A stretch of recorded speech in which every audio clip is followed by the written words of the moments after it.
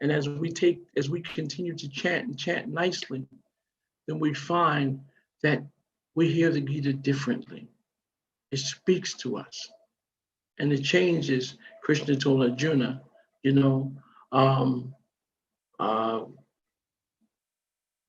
Aptusi Mejata Cheti, because you're my devotee.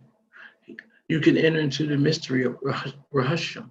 It's Gudam, it's a mystery, it's a secret. So that conversation becomes open to us as we go on chanting and serving, hearing, chanting, serving. Seva is so important as we do that. And the Gita opens up. And we want to be able to say, when Krishna asks to question us, have you heard with an attentive mind on your doubts and illusions now dispel? We want to say, yes, I'm ready to act by your grace. Gender is ready to act. Anyway, now, so we have 2 chanters today. We had our next section in the Nam Rahasya. And Mother Shobha Radhe, she's here. Yes, Prabhu. Oh, Mother, thank God for you. You read so nicely. Mother Vrindavaneshwari, I can see you now. Thank you so much. I couldn't hear you because I did the stupidest thing. I cut off my hearing aids. Anyway, so thank you. Hare Krishna.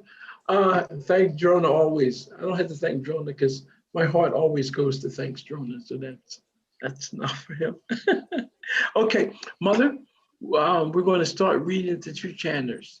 All right. Hare Krishna. 2 types of chanters. Srila Bhaktivinoda Thakur describes 2 types of sadhakas, practitioners, in his Chaitanya Sikshamrita, 6th rainfall, 3rd shower, the preliminary and the continuous. Preliminary practitioners increase their chanting gradually until they chant constantly without break. When their practice reaches this stage, they become continuous practitioners. Devotees in preparation or preliminary devotees do not yet possess a real taste for chanting the holy name. They still suffer from the bitter contamination of their almost beginningless ignorance.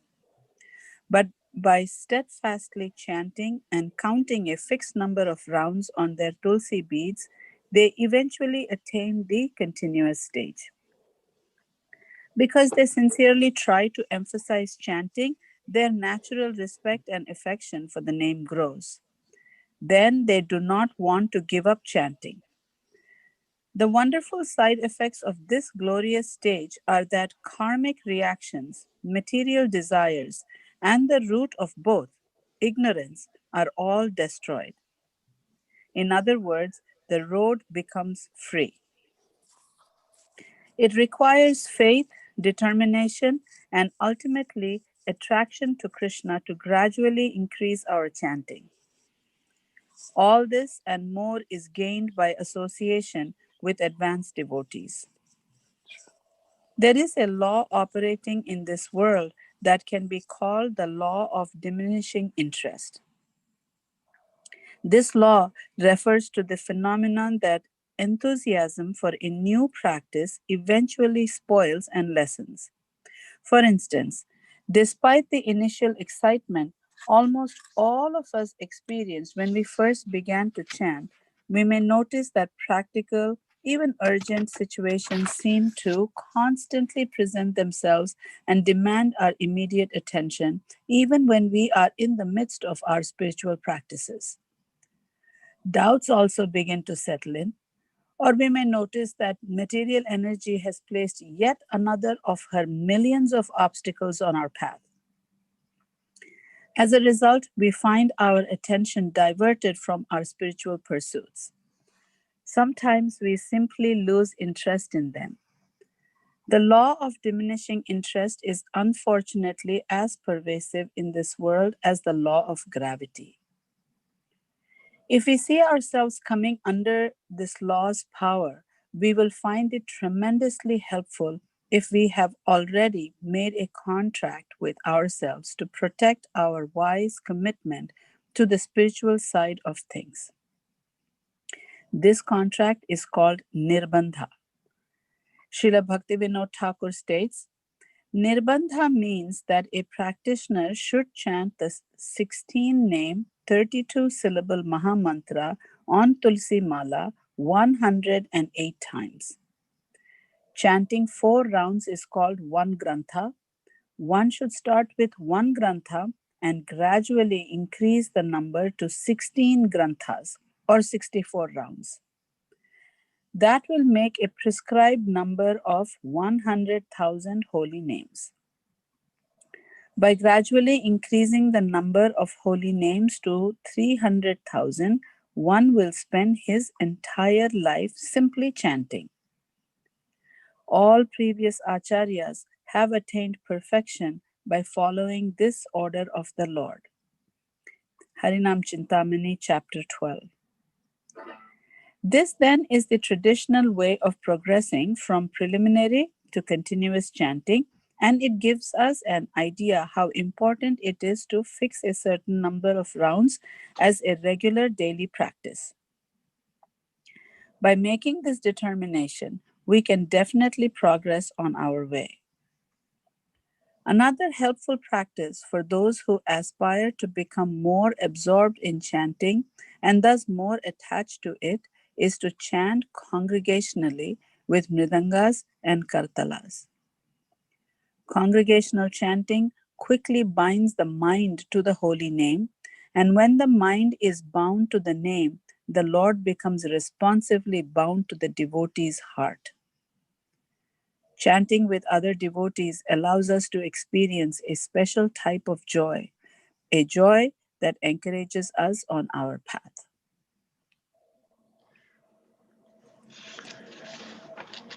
I don't know. Thank you, Mother. Thank you, Prabhu. This is such a sobering section. 2 types of chanters. So when we think of being dutiful sadhakas or sadhana bhaktas, we often think of the struggles that are there in chanting, and that may be true. But there is a clear path for changing the situation that we find ourselves in. I love here in this section when he begins to explain about the law of diminishing interest and how pervasive it is. But he says, for instance, despite the initial excitement almost all of us experienced when we first began to chant, we may notice that practical, even urgent situations seem to constantly present themselves and demand our immediate attention, even when we are in the midst of our spiritual practices. Doubts also begin to settle in. Or we may notice that material energy has placed yet another of her millions of obstacles on our path. Sound familiar? As a result, we find our attention diverted from our spiritual pursuits. So this is a very practical explanation of what takes place when we decide that we want to be serious about chanting Krishna's names, about reestablishing our relationship with Nam Prabhu. But it also explains that there's a lot of help along the way, and that the process itself opens up. So for those of us who want to become continuous chanters, even being a practical chanter right now, then wherever you're at, you chant that one granta, you chant those 4 rounds and steady ourselves at the 4 rounds. And if we if we found that we can chant the 4 rounds and we become committed and chant the 16 rounds. We chant the 16 rounds, let's try to make them 16 good rounds. And as we try to chant the 16 rounds, then we try to clean it up a little bit to make sure that those offenses that we're so aware of, the phone, the driving, the conversations, we try to make sure that that's not taking place anymore, or that we begin to cut it down. Oftentimes, when you shock the mind becomes very strong. So you gradually bring it down to the point that your japa time is your personal time with Krishna. You remain conscious of the relationship that we're pursuing. Therefore, you pick a time. We generally, the morning early hours is considered the easiest, but if you have other service, then if it's afternoon, if it's evening, then be consistent. And that's your Krishna time. When the phone rings, when somebody wants to speak with you, you don't have time for them because this is your time. And that practice that you've put in, you just do it. But the whole point of chanting, the difference between mechanical chanting and chanting with awareness is that mechanically, which is Hare Krishna, Hare Krishna, Krishna Krishna, one, we just do it. We do it and we don't remember that we're praying, that we don't remember that we broke a relationship or that the relationship became broken. But Krishna is pursuing us all the time. He's come here because he was petitioned, Yada Hidamasha. Whenever there's an increase in irreligion and a decrease in religiosity, he comes, But anyway, so he came. But since Krishna came, it was time to go. But look what he did. He left behind Bhagavad Gita. Leaving Bhagavad Gita behind was another source, of Krishna. Another way to remember Krishna, to become absorbed in Krishna. So when we chant, we find that as those things come in our minds, as the situations come, there's another arrow. We're not looking for Karna, Drona, Grandfather Bhishma. We're looking to dissipate the illusions, the ignorance, the misunderstanding, which is disturbing us, which is stopping us in the discharge of our duty. What is our duty? Our duty is to be focused now and serve Nam Prabhu, serve the holy name, bathe ourselves in the holy name, hear it, stay absorbed, stay aware that this is our time. I may have so many problems, so many things, but this is my time with Krishna. And so we try to do that. As we do that, things change. And we find that chanting our rounds is what we do. And making offerings and worshiping, that's what we do. But there's another level. I remember Mother Lokananda Priya, she asked me about 64 rounds. And I said, well, I don't think our group has been ready for 64 rounds. One thing about this group, when it's time to chant, that's one thing that I feel as though this group does nicely. You may not ask a whole bunch of questions or share your reflections and realizations so much, but I hear you chanting. And that is the method. The chanting is everything. And after we chant, we do more service, because the chanting is a service, but it's also a plea for service. So we chant and we serve. So as we do the 16 rounds, then maybe somebody will say, Hari, we're ready. Can we have a 32 round day? And from a 32 round day naturally comes a 64 round day. But we, just like doing the weights, we build ourselves up, we get our strength. But those 64 rounds, the days that I've chanted 64 rounds, I notice that my consciousness is different. All the things that got to do, had to do, forgot to do, they go. They're just gone. And the absorption is in chanting Krishna's name and chanting the rounds. And as you do the 64 rounds again and again, then it's not so much even about, I got to get my first 16 done. No. You pace yourself. If you get up at 2 or 2:30, you're going to chant that first 16, and if you're lucky, you go on to before the morning program and you've got two sets done. And then after that, the 9, just let me do this next set. And I usually keep that last set, let it go a little further.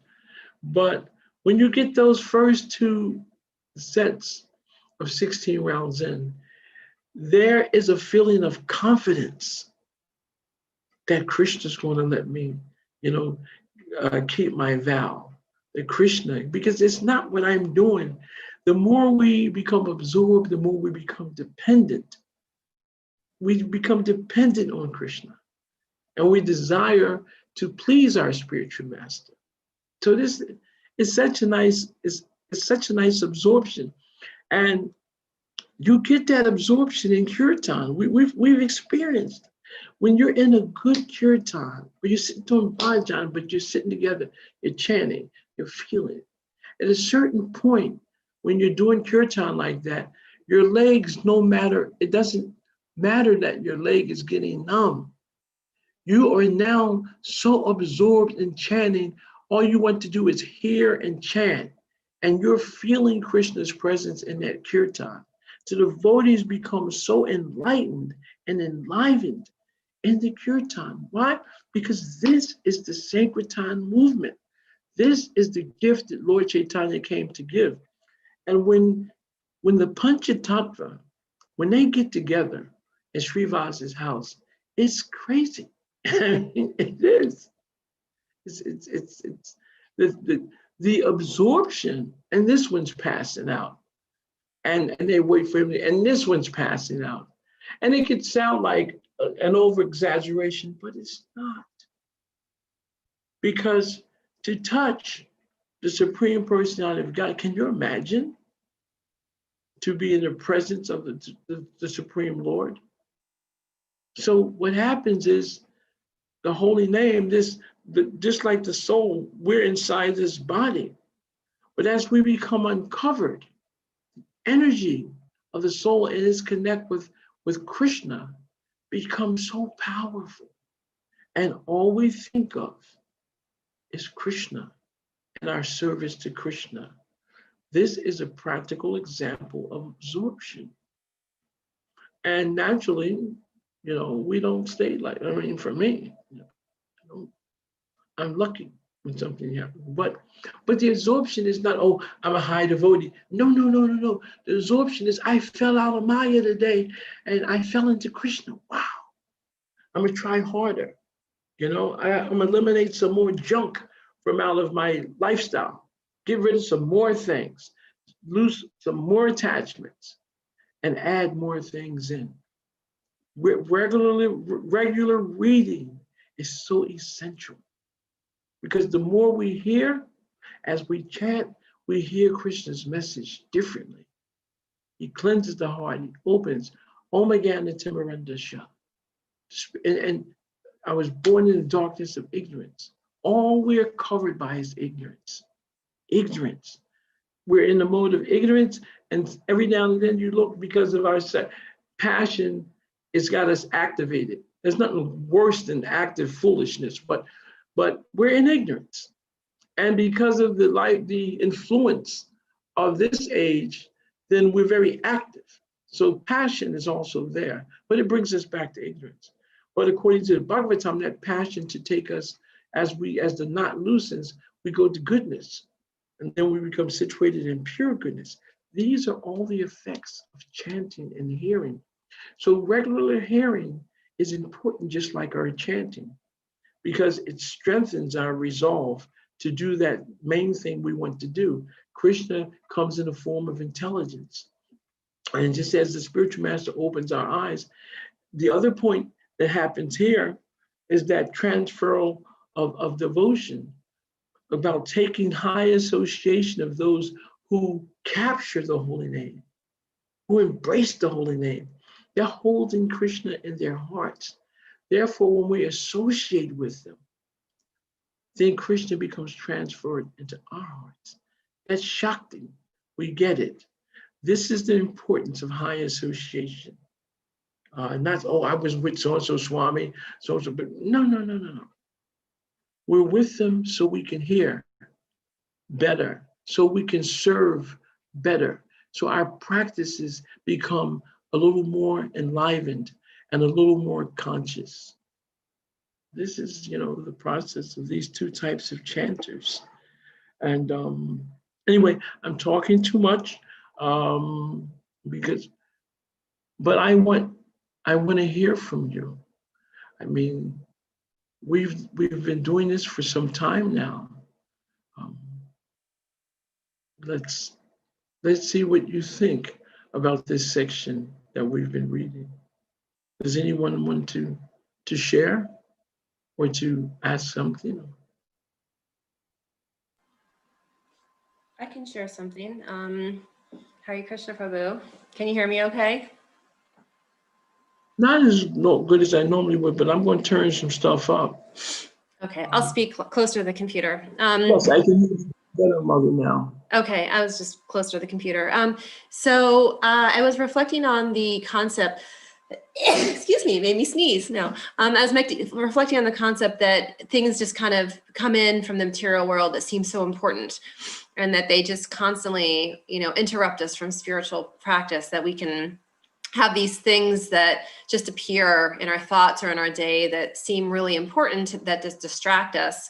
And I think that that's sometimes identifying and being able to figure out what, for me personally, it's hard to figure out, okay, should I ignore this? I probably should just ignore everything and just stay focused on the holy name, but it's hard. So, these are the challenges I think of chanting at any time, of just trying to stay focused, is that these things seem so important that may appear before us. And this is Maya, of course, trying to pull us back away from our spiritual activities. But I was just sharing that it is hard. I mean, that's something I struggle with. It's a big challenge because your brain assigns an urgency to something, or assigns a level of importance to something that seems like we have to address it right away. And so it makes it really hard to sometimes overcome those urgencies, I guess.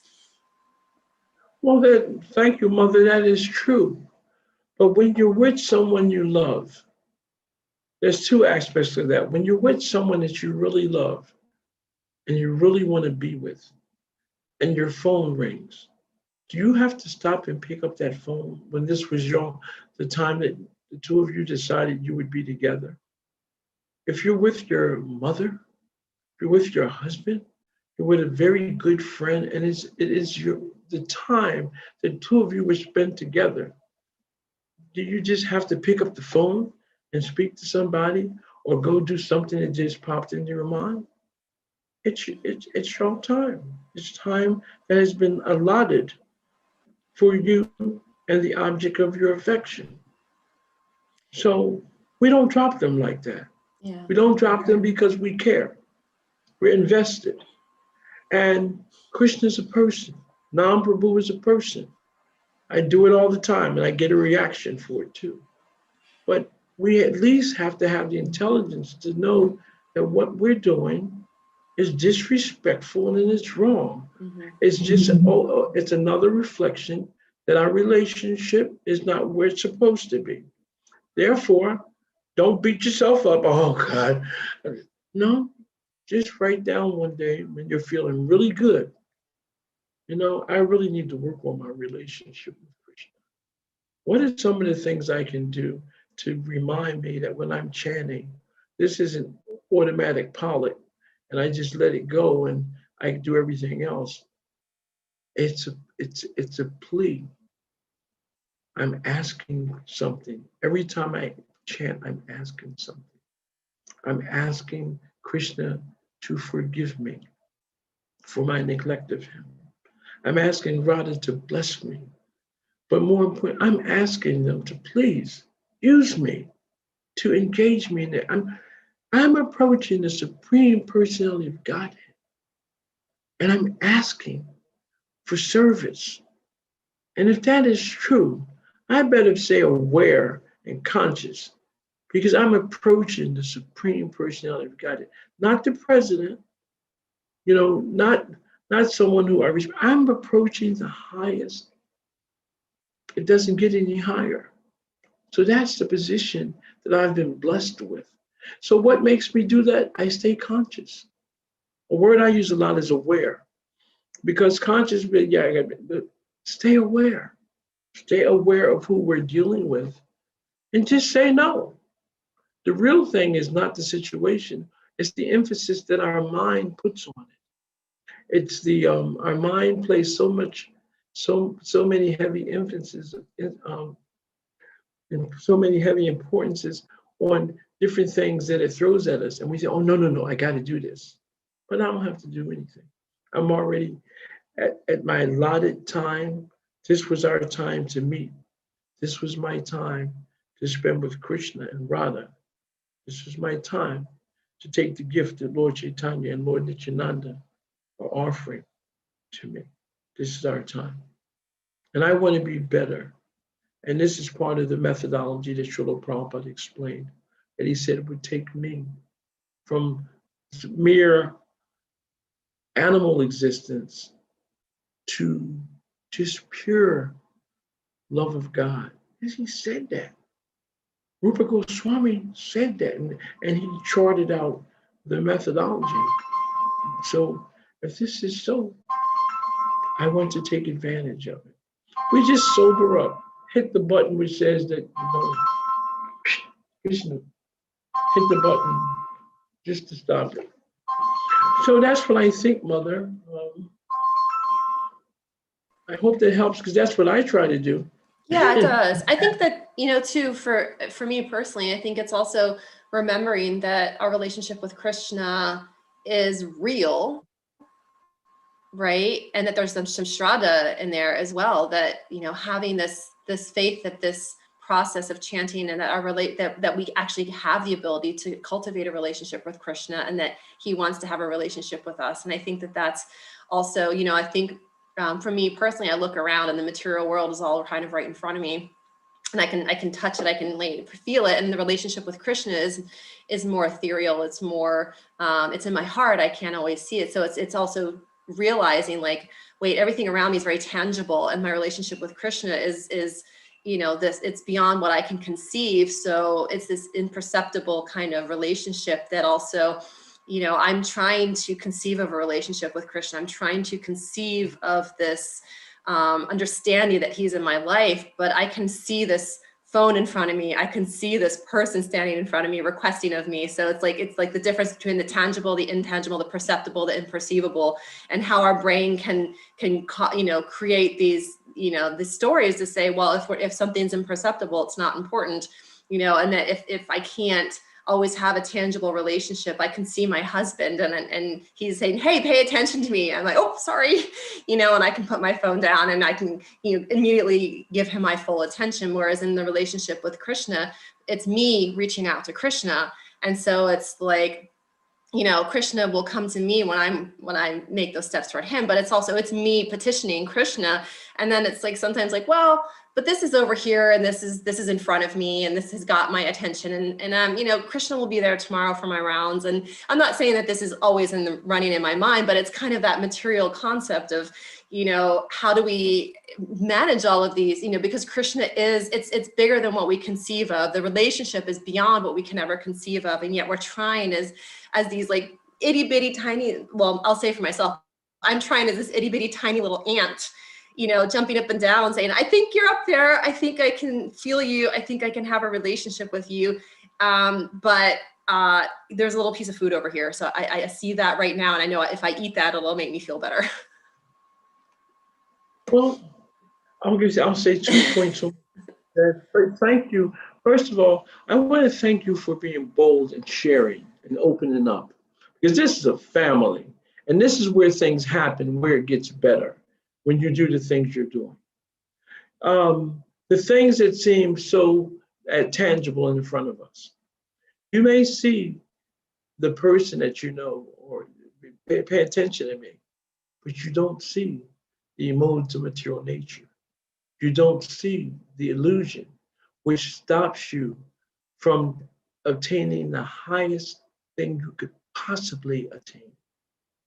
Now, first of all, they're both of them are based on your theoretical understanding, because practically you may experience a reciprocation from the physical, but you don't know how much the attachment to the physical is deepening your illusion, your attachment to the temporary, and how much is taking you away from the reality of who you really are and what the purpose of life is. So all the things that we do, not only are we on death row, but everything is so temporary, and there's something else in back of everything. I say, well, I'm just going to go for a car ride. I'm just going to utilize my time. The time that I could do something in devotion, I'm just using time to do some things. All the things that happen, what mode of material nature has just pulled me away? Who is really driving me? All I can do is desire, respond, but who's really in charge? There's two energies. There's the spiritual energy and the material energy. Who's my master today? That's the first thing. The second thing, in Raja Vijaya Raja Guyam Pavitramya Uttama, it explains that this is the king of education, the most secrets of all secrets, is the purest form of religion. And it gives one proof by experience, pratyaksha, by your dint of one's own experience, one perceives this. So the perception of our senses is so temporary, and we all so know that. Take my glasses off, and I don't tell you what's really written on the board a few feet in front of me. But the perception of the presence of the Supreme Lord becomes manifest as we cleanse the mirror of the heart. We perceive Him. You can feel the presence of the Supreme Lord. When I'm at the temple, sometimes if I get prasadam, I feel that prasadam. Sometimes when I'm, crawling out to Krishna, I feel His presence. Or when you see the form of the deity. So the presence of the Supreme Lord, as we evolve through the process, we'll perceive Him. It's not theoretical, it is practical. It's practical because it's the practice of the soul to engage in the service of the super soul, the self of the soul. And so the real master, although He's away, He's here. He's right there. He's in our heart. We don't have to go far. We turn inward. As we turn inward, we ask for help. And part of the help is to situate ourselves where we get good association. That strong association, it opens our eyes to the reality that Krishna has us. We just have to stay in His shelter. So I agree with you. Sometimes that's not perceivable. But if you stay in good association, you're going to tell me that story. And I can't wait for you to tell me that story about how you perceive Krishna's presence, in your daily life. How when you open the Gita, you're hearing Him speak directly to you. As you open the Bhagavatam and you hear the pastimes of the Supreme Lord and His devotees, that you just can't wait to go further. That because the process purifies us. What does it say? By regular attendance in classes on the Bhagavatam, all this troublesome to the heart becomes practically destroyed to nil. In loving service to that transcendent Lord becomes established as near revocable fact. So we need to hear. We hear and we serve. And I guarantee you that things will change, that the perception of Him will become a reality.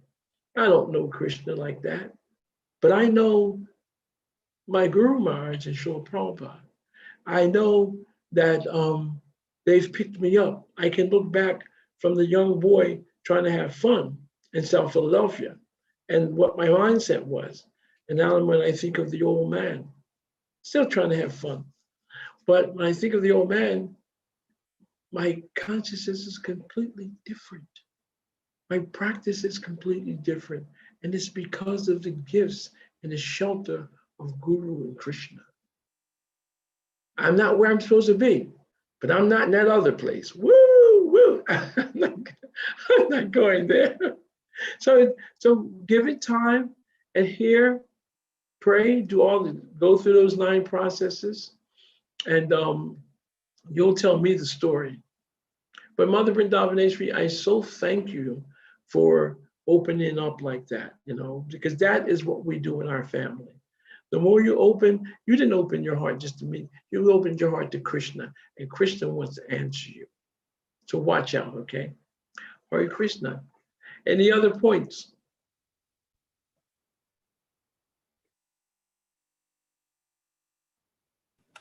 Hare Ashra Prabhu. Hare Krishna.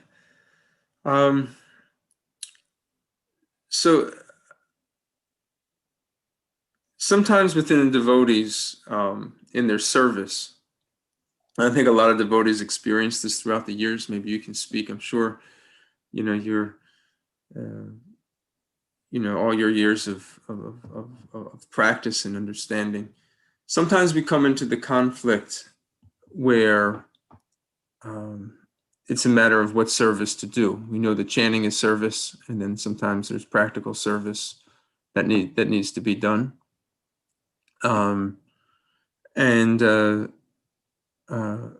Sometimes there's the conflict gets created as far as, okay, I could be chanting, but yet there's other people depending on things that need to be done, or there may be more other regulated services that need to be done.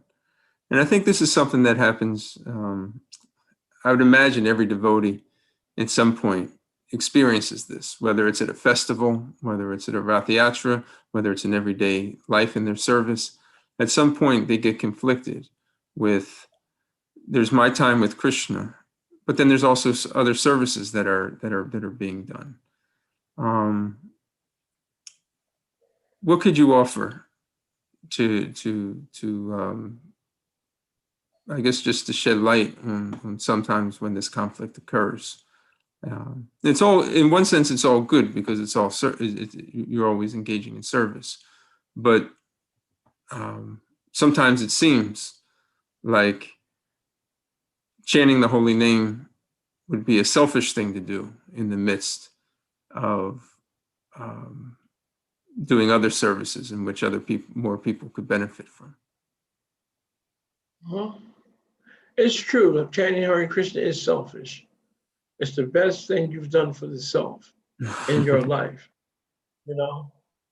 It's for the self. It's right.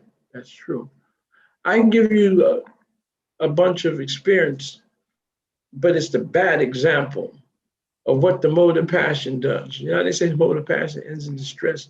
The first thing is japa is designated time. That's my time to chant. When we were young, Sankirtan men and young Brahmins, my point was at 4:15 was my time to 2:15 was my time to get up.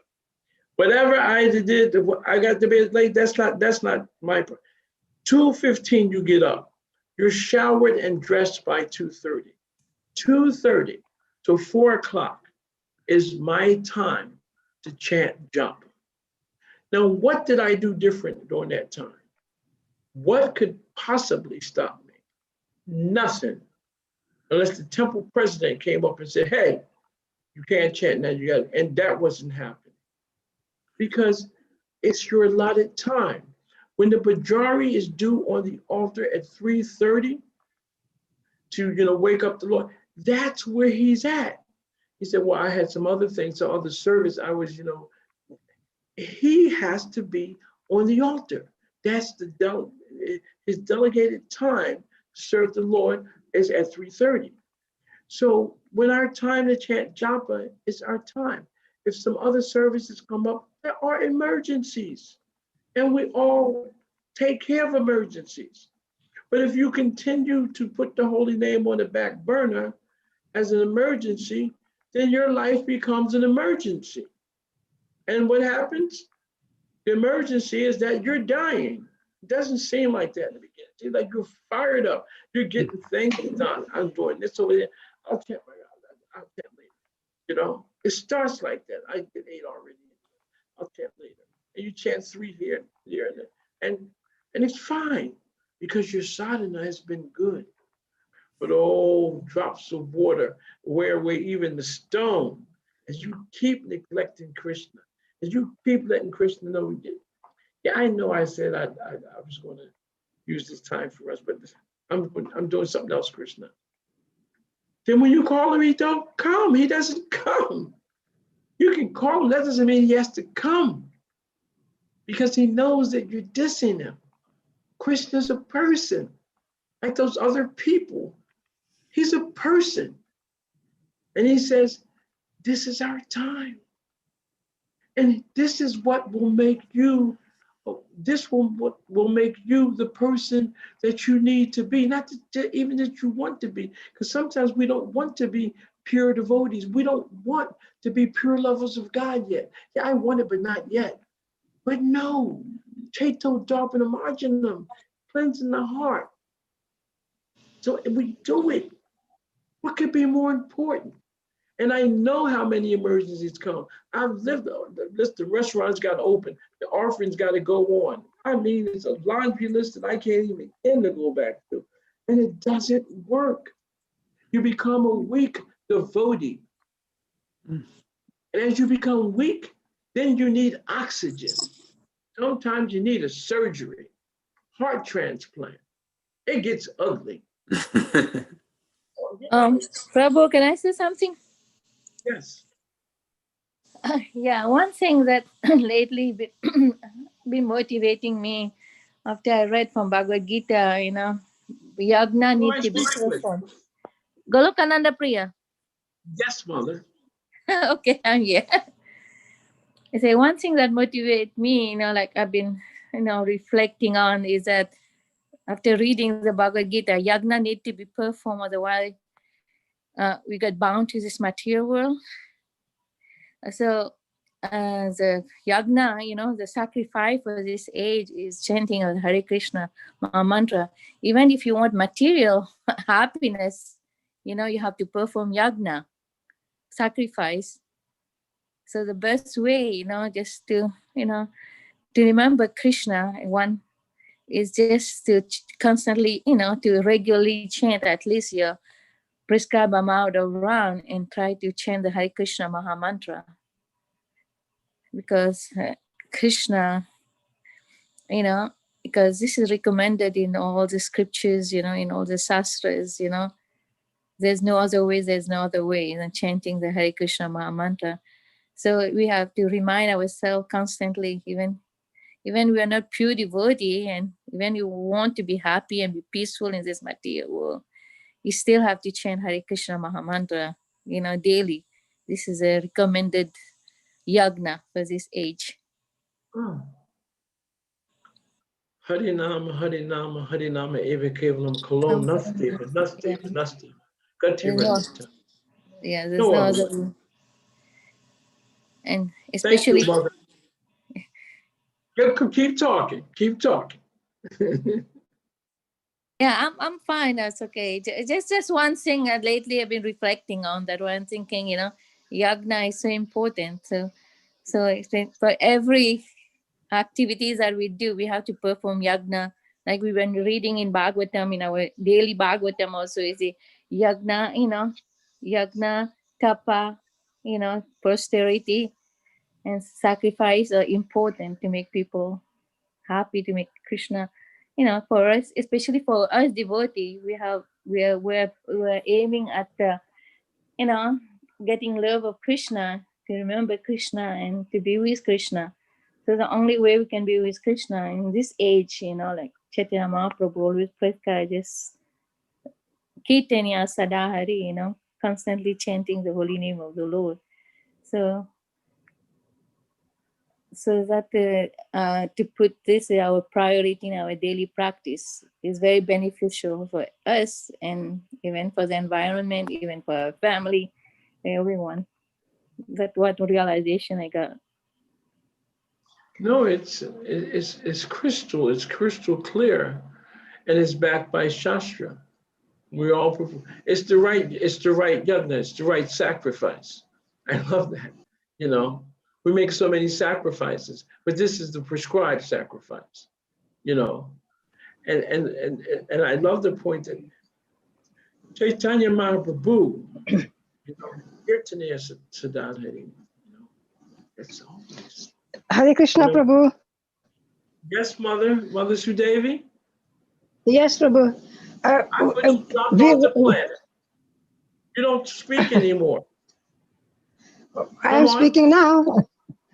I said we read in the Japa Reform notebook of all the instruction of the spiritual master, chanting Hare Krishna is the most important. And then I can't remember exactly how many % of your advancement depends on your chanting. So like, you know, you're talking about the importance. So I would think that will be the first service. First is health, sadhana, and then other services. So I would think, you know, the most priority and importance should be given for the chanting. So Dave, you stole my words. I was going to say exactly that. That's wonderful. That's wonderful. It's true. And that's what we went over. It's in the CC as well. That's Srila Prabhupada of all the instructions. So but how do you remember that? You have to stay aware of who you're dealing with and aware of the relationship. Stay aware of how fragile we are, and that actually, if we're not under the shelter of Krishna, then we're just being driven by Maya. However it looks, whatever appearance it has, we're being taken away by the illusory energy of the Supreme Lord. The shelters in the holy name. It's wonderful. I love those reflections. Thank you, Mother Logananda Priya. And just thank you, Mother Sue Devi. Okay, one more. Give me one more before you let me go. One more reflection. This was good stuff. What took you so long? You know you can't control you. Hare Krishna. I'm just listening. I speak when I have something to say. And obeisances, glories to Prabhupada. Nice to see you. Nice to see I want your to first thank you picture. for creating this platform for association, right? I appreciate that. It's very nice. But I was reflecting on what you said, you know, about, you can almost call it your previous life, albeit it was a life of constant, albeit it was a life of constant service, right? You know, with the rest distributing prasad and all the rest.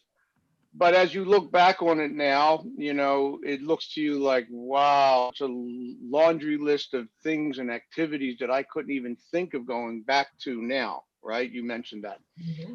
And that really resonates with me, because even as I look at my own life, it's like you go through stages, right? Stages and chapters. You know, it is really the chanting and the true desire to serve Krishna that changes the complexion of your life, right? And makes those come about, right? And I can even see you clearly, you know, have gone through an amazing transformation, and it's wonderful even just to witness, you know, how you now can be completely absorbed in Krishna service and being with the deities. It's really nice to see that, and I'm very, very happy for you. But, you know, I'm present to the fact that, you know, Krishna sometimes does these changes in his time, not ours, right? It's like he keeps us in separation, and the longing becomes more. And the more serious we become, the closer we come, even though we can't see it, right? We don't realize we're getting closer as our sincerity and our desire grows. But then eventually the page turns, and it is a new chapter. And then you get to actually realize the life that he's, you know, wanting to give you. Srila Prabhupada gave us something that Rupa Goswami explained in the second point of the process of evolving to pure love of God, which is Srila Prabhupada gave us the ability to have association. We take so for granted that we can come to the temple and see the deities and speak to the devotees and do some seva. But this is all the magic of Srila Prabhupada. Sadhu Sangha, you know? That is, the power is in association.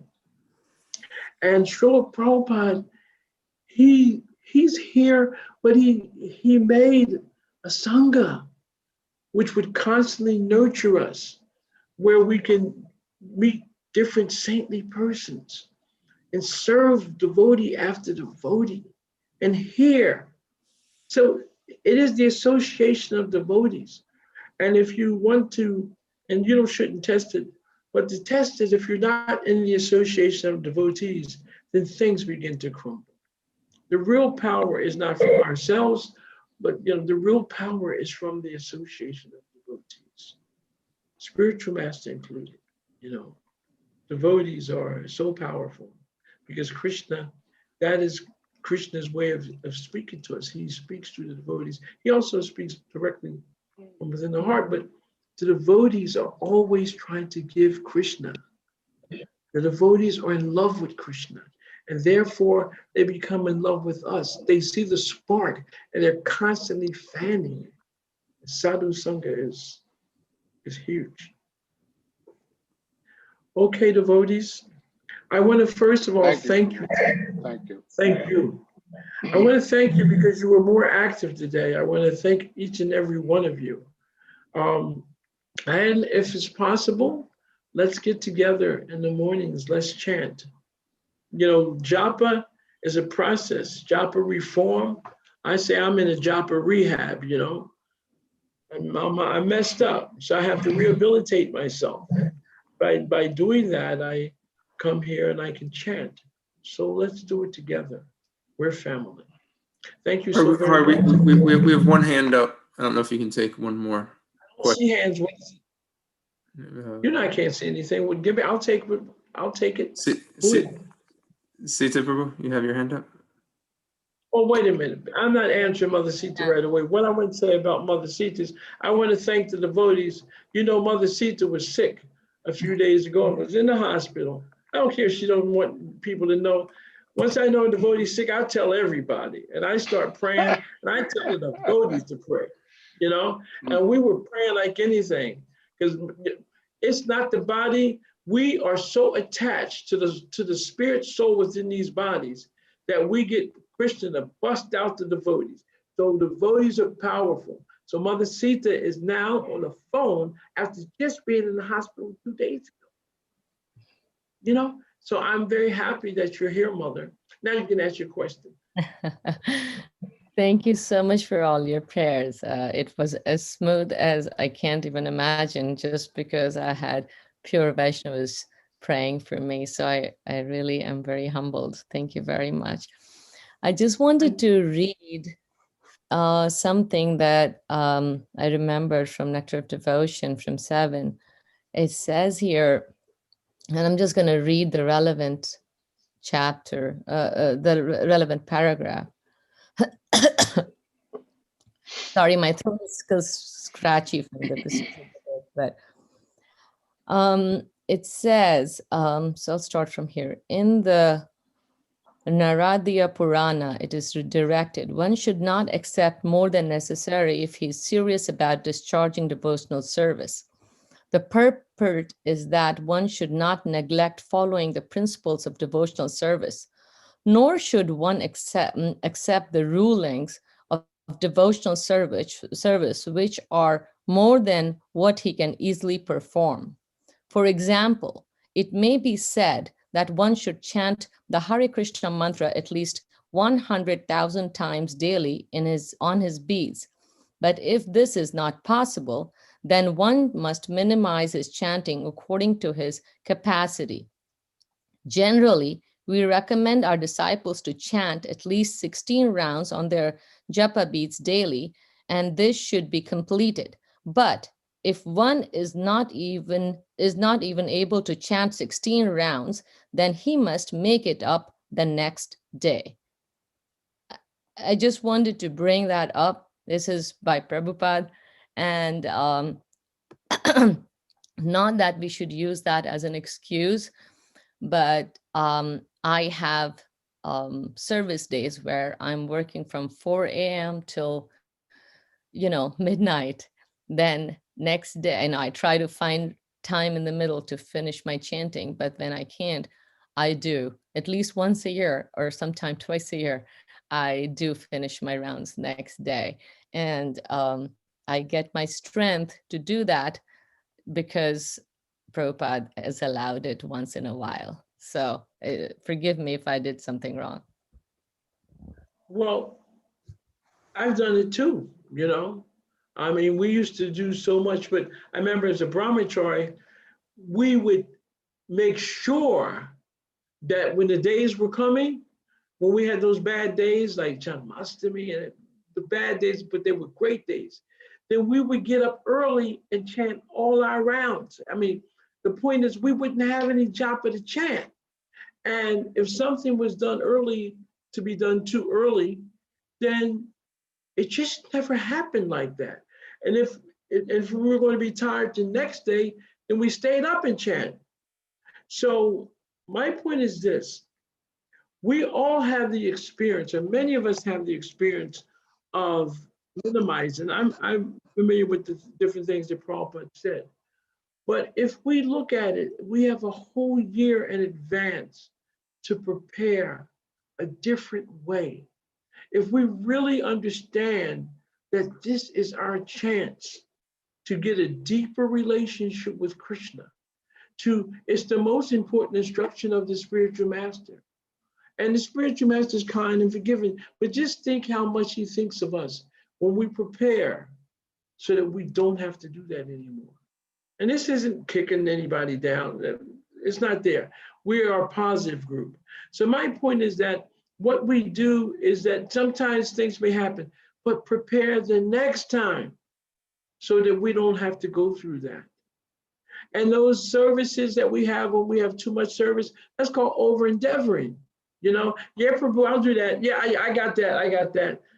Like the Florence Nightingale, well, yeah, I'll take it on, but then the japa suffers. No.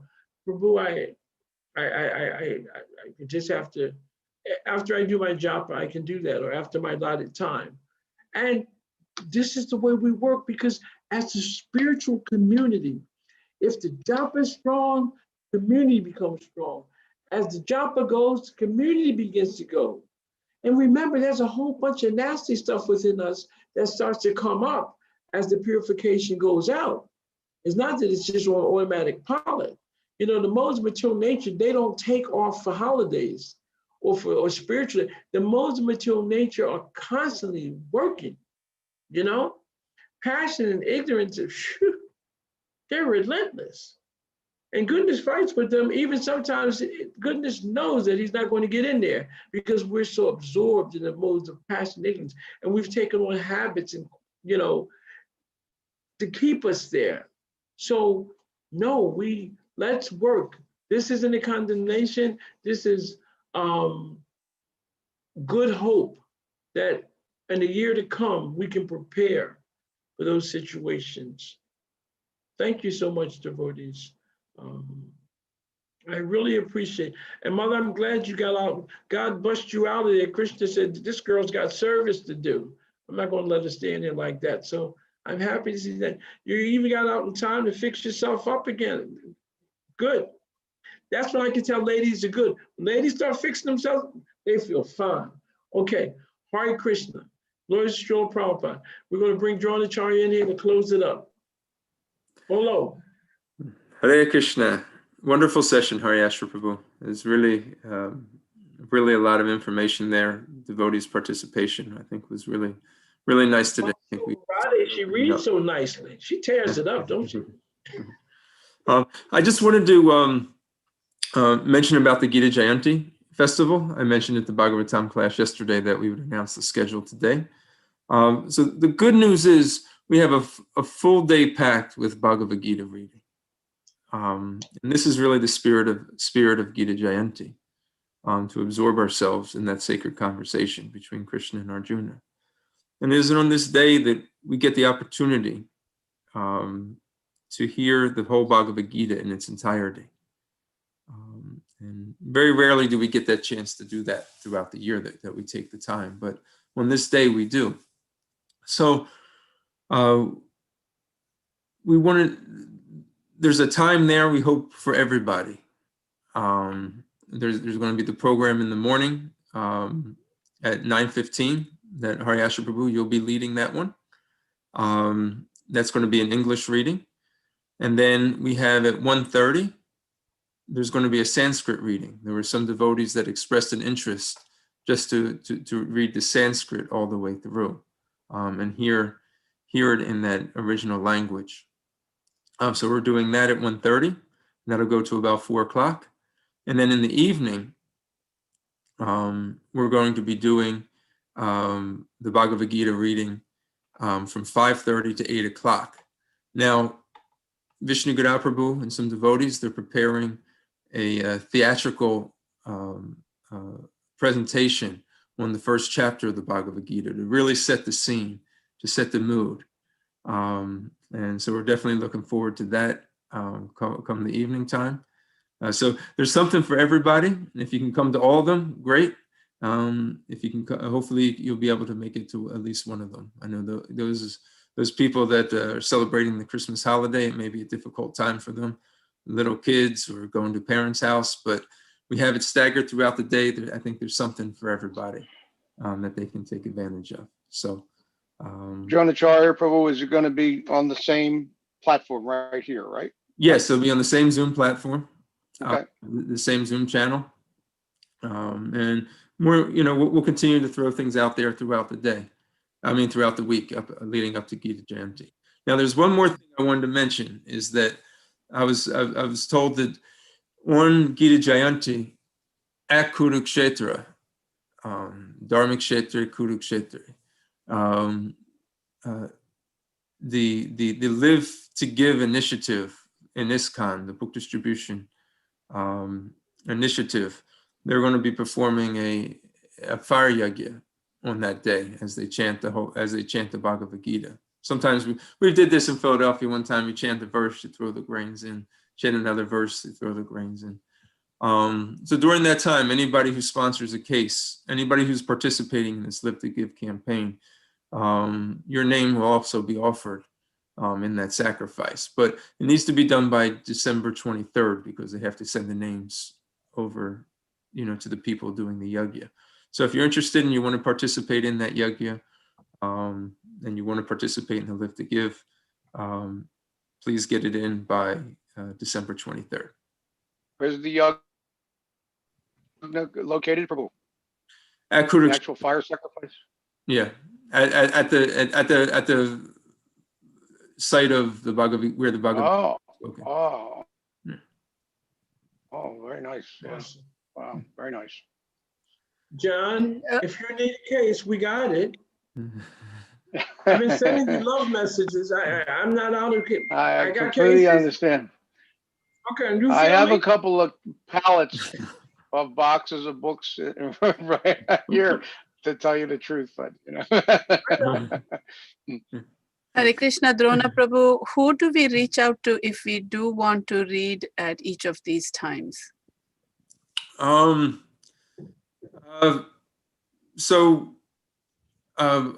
Good question. In the evening time, I'll be reaching out for the evening program. Sita Prabhu will be reaching out for the Sanskrit verse, and Haryasha Prabhu and Vrindavaneshwari Prabhu will be. Mother Vrindavaneshwari, she's taken so I don't space it out. Mother Vrindavaneshwari. She'll be taking the names for if you want to do the morning time. I think there were a few families in Sunday school that would like to read the Sanskrit, and that's why I was asking. Okay, good. I think that's going to be the most challenging one. We didn't put the sign up form in the newsletter, Mhm. because for these readings, in order for them to be effective, you need good readers. We've all experienced when, sitting through a reading, if Mhm. the reading isn't so good. It has nothing to do with the heart of the person reading. But when you're reading for 2.5 hours, there has to be a continuity. There has to be a flow. Yes.